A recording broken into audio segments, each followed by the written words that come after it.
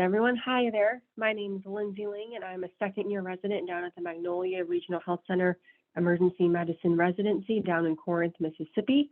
And today I'm presenting a case presentation called An Acute Cardiac Finding After an Episode of Shortness of Breath, an Unusual Presentation. And the reason why I thought this case was really interesting and really important is because dyspnea as a common symptom affects millions of patients yearly. Usually it's associated with pulmonary processes such as COPD exacerbations or pneumonia, but sometimes shortness of breath can be secondary to cardiac causes such as a myocardial ischemia, congestive heart failure, or even a hematologic cause such as anemia. So we can go ahead and go to the next slide. So today I present a 77-year-old male. He has a past medical history of COPD with the use of CPAP at night, congestive heart failure, angina on Ranexa, bradycardia on theophylline, DVT, and PE, who came into the ER with a chief complaint of shortness of breath. He said that his symptoms woke him in the morning and continued, therefore he came to get some medical attention.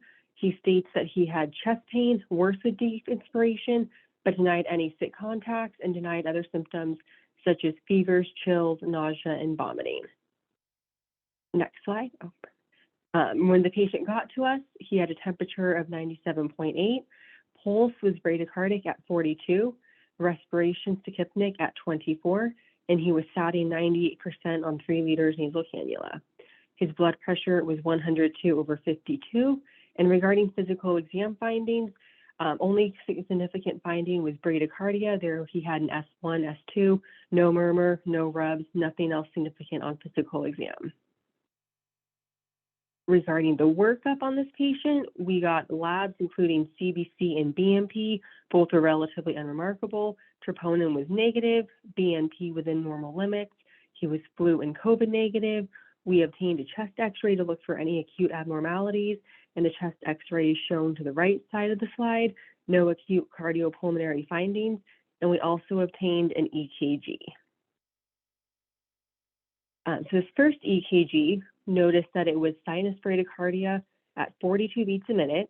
He had a first-degree heart block and incomplete right bundle branch block, and his QT was prolonged 465 milliseconds. Regarding the clinical course, we saw this and went back to talk to the patient, and upon speaking with him, he said that he has a history of bradycardia. This is not new for him, and that he takes theophylline to help his heart rate improve. However, he did not take his medication this morning. We also consulted pharmacy, and after they reviewed his medication list, they confirmed that sometimes doctors do use theophylline off-label to improve bradycardia. However, research shows that when theophylline is used versus a rate response pacemaker, patients with a pacemaker have a significantly lower incidence of syncope compared to those using theophylline.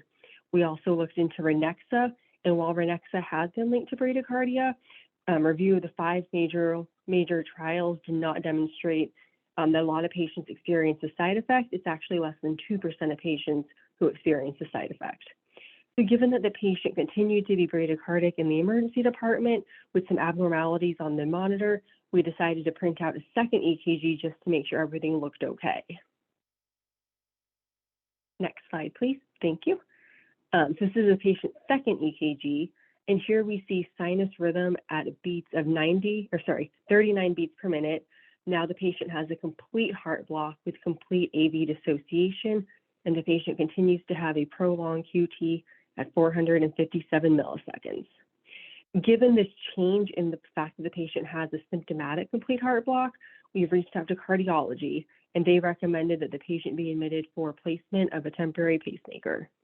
Therefore, the patient was admitted for a temporary pacemaker up in the SICU, and he received this. And then after the surgery, after the pacemaker was placed, the patient continued pacing appropriately at a rate of 92 beats per minute. And then after this event, he was scheduled to follow up with cardiology in 2 weeks and sooner if needed. So why is this case important? Kind of talking about the discussion of the case. Next slide, please. So this case illustrates the prompt and accurate diagnosis of bradycardia and heart block causing shortness of breath, which allowed this patient to receive a pacemaker in a timely fashion. This case also showed the importance of knowing the off-label use and side effects of medication, and the benefits of utilizing interprofessional management in patients. And to tie everything up, I have a learning question for us to kind of review what we talked about. So here we have a patient who is a 35-year-old female, no significant past medical history, who came to the emergency department for concern of a sprained ankle after playing tennis. During triage, vitals showed that she's bradycardic at a rate of 45 beats per minute.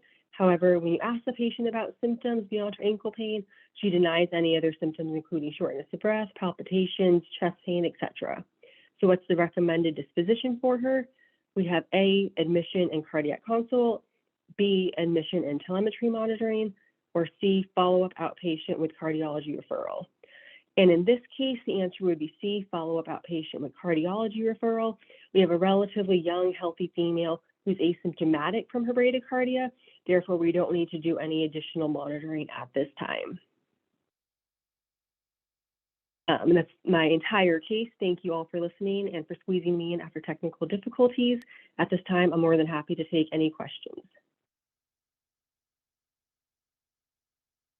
All righty, any questions for Dr. Ling?